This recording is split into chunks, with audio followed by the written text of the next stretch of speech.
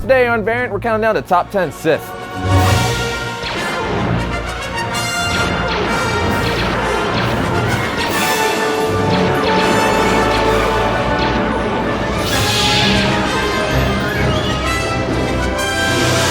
Happy holidays and welcome to Variant, where we love comics more than I want a Darth Vader standalone movie. I'm your host, Arris. After Rogue One hit theaters this past weekend, we wanted to keep the party going by talking about our top 10 favorite Sith. Notice I said favorite Sith and not most powerful. This list will purely be subjective, and while many of the dark side users on this list are incredibly powerful, it wasn't the main factor that determined where they landed on this list. To add to the fun, the list includes Sith from both the Star Wars canon and Star Wars Legends. I also want to add that there's going to be no spoilers for Rogue One for those of you who haven't seen the movie yet. With that covered, let's do this dang thing. Leading us off at number 10 is one of the creepiest Sith of all time, Darth Nihilus. According to the legends, Nihilus reigned as Lord of the Sith after the Jedi Civil War, during a time known as the Era of Strife. Nihilus was once a human who became the apprentice of Darth Traya, along with Darth Sion, after she realized his hunger and ability to consume Force energy. Kinda like eating souls, which we've said many times on the show, is a no-no. Nihilus grew in power to the extent that he could destroy an entire planet by feeding on all Force energy present at once, which is exactly what he did to planet Qatar. This hunger for energy eventually consumed his human body, but he was so strong that he was able to tear his spirit from his body and confine himself inside of his armor. He was even able to retain great lightsaber dueling skills in that state. Ultimately, this creepy looking Galactus-style planet-feeding ghost Sith is pretty freaking awesome and lands at number 10 on our list. Coming in at number 9 is Darth Malgus, a powerful Sith during the time of the Old Republic and the Great Galactic War, who many people confuse with Darth Vader, and for good reason. Minus the helmet, they could practically be twins. He even wears a breathing apparatus. This Dark Lord was a beast with a lightsaber and was responsible for taking back the Sith homeworld of Korriban from the Republic. He also led a major assault on the Jedi when he attacked the Jedi Temple on Coruscant and single-handedly killed a crap ton of Jedi. In summary, Darth Malgus was vicious, brutal, and merciless, giving him a solid spot on this list.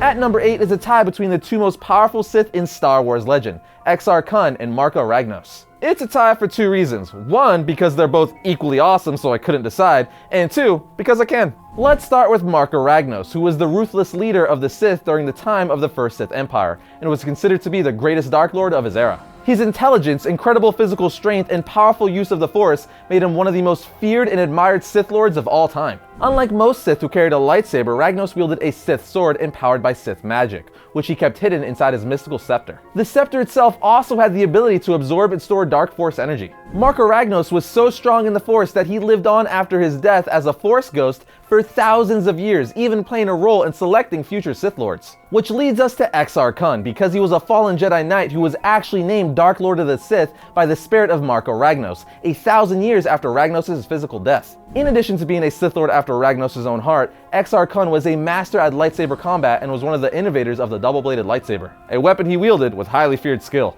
While he didn't oversee a restoration of the Sith Empire during his reign as Dark Lord of the Sith, Exar Kun was a fierce enemy of both the Jedi and the Republic during the Great Sith War, and left his mark by acting as a galactic terrorist, altogether making him one of the most infamous Sith Lords ever. Hopefully now you see why these two legends are tied at number 8.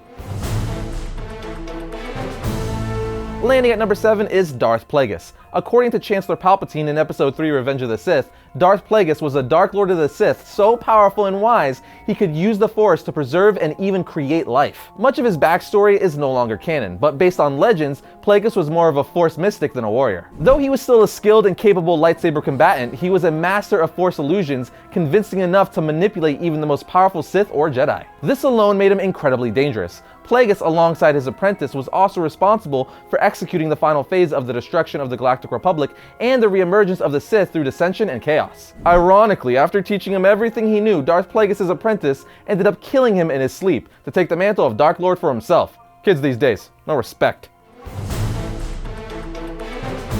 Number 6 is another Sith Lord from Star Wars Legends, who, if this list was purely based on power, would likely be number 1, and that is Darth Vitiated, also known as Sith Emperor. This dude showed special abilities with the Force, along with a complete lack of emotion or empathy almost from birth. He was then given the title of Lord Vitiate by the then Dark Lord Marco Ragnos at only 13. After becoming the Dark Lord himself, this Dark Force monster oversaw the reconstruction of the Sith Empire, and over time amassed so much knowledge and power that he could defeat his enemies simply by imprisoning them in their own minds. He eventually developed the ability to absorb the energy of other Force-sensitive individuals, and even transfer his own Force essence into the body of another person. These abilities gave him near immortal status and allowed him to rule for thousands of years.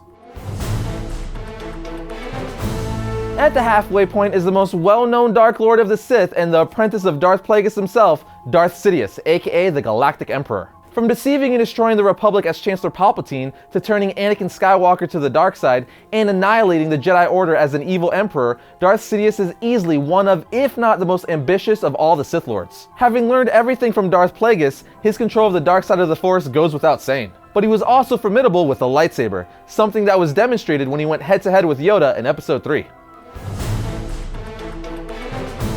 Coming in at number 4 is none other than Darth Bane. This Dark Lord was pure evil and was the sole survivor of the destruction of the Sith at the hands of the Jedi Order, 1,000 years before the Clone Wars. After the Sith turned on each other, aiding the Jedi in their victory, Bane instituted the Rule of Two, which only allowed 2 Sith at any given time, a master and an apprentice. Under the Rule of Two, Darth Bane slowly rebuilt the Dark Order in secret, allowing the Jedi to continue to believe that the Sith were extinct. This is the initial groundwork that would in time lead to the fall of the Republic and the rise of the Empire. Bane's physical strength also made him a vicious and violent lightsaber duelist, who could basically chop down his opponents. Not to mention, he just looks freaking awesome. Now, any one of these next 3 could be a favorite for many Star Wars fans. To some extent, they're even somewhat interchangeable for me. But kicking off the trio at number 3 is Darth Revan. This is easily my favorite Sith Lord from Star Wars Legends. To start, he's one of the most physically intimidating Star Wars characters ever. In fact, they clearly drew inspiration from Darth Revan when designing the look for Kylo Ren in The Force Awakens, which I'd say worked out just fine. But what makes Revan such a fascinating character is that, like Anakin Skywalker, he was first a Jedi before adopting the dark side. But unlike Anakin, Revan was captured and tortured by the powerful Sith Emperor Darth Vitiate for years until he finally broke and his hatred for Vitiate turned him to the dark side. He would eventually be redeemed and return to the Jedi, at which point he was so skilled in the use of both the dark and light sides of the Force that he was able to channel them simultaneously in battle, unleashing the Force in its purest form. Not to mention his crazy lightsaber skills. To put it simply, in his prime, Revan was considered the most powerful and skilled Jedi and Sith warrior of his era. Enough said. The runner-up on this list at number 2 is a universal favorite, Darth Maul. While he doesn't fall amongst the most powerful Sith, as the first apprentice to Darth Sidious, Maul definitely possessed Force knowledge. But physical combat is where he really excelled, making him a deadly assassin and lightsaber duelist. In fact, he was the first Sith to use the double-bladed lightsaber on the big screen, and man was it a beautiful sight. The same scene was also a demonstration of Darth Maul's strength, as he took on Jedi Master Qui-Gon Jinn and Obi-Wan Kenobi at the same time. Add in the fact that he looks really cool and he's just overall a fan favorite, makes him runner-up. Finally landing at number 1 is not only the most popular character in the Star Wars universe, but one of the most popular and iconic villains of all time in the history of ever, Darth Vader. We all know Vader's story as a Jedi named Anakin Skywalker, who was seduced by the dark side and becomes a powerful Sith apprentice and enforcer under the Emperor Darth Sidious. His character and story basically defines the heart and soul of the Star Wars franchise and everything we love about it. And with the release of Rogue One, we also got a fun reminder of not only how feared he is, but why. So with no apologies, Darth Vader takes the number 1 spot on our list. Also, a few quick honorable mentions would be Darth Krayt, Darth Malak, Naga Sadow, Darth Tyrannus aka Count Dooku, and Freedent Nad. But as always, that's just our list. Be sure to jump to the comment section down below and tell us what your top 10 would be. When you buy a domain name from domain.com, you get the power to influence and control what people find when they search for you online. No domain extension will help you tell your story like a .com or .net domain name. Domain.com is affordable, reliable, and easy to use. The guys at Domain.com gave variants an awesome offer. Get 15% off Domain.com's already affordable domain names and web hosting when you use the coupon code variant at checkout. So when you think domain names, think Domain.com.